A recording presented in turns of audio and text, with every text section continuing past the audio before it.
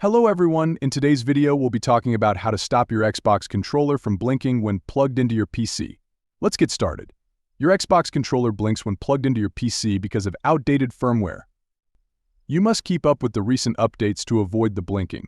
Here are the steps to resolve this.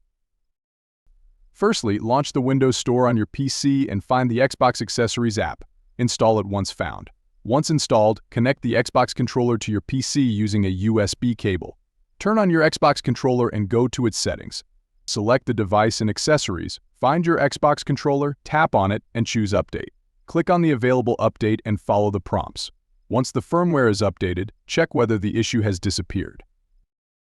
Another reason for the blinking could be weak controller batteries. If this is the cause of the issue, do the following to get rid of it. Access the battery compartment on your controller and remove the batteries. Replace them with new controller batteries. Plug your Xbox controller into the PC and inspect whether the blinking has stopped.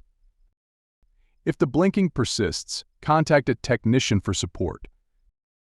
That's it. Thank you for watching and see you next time.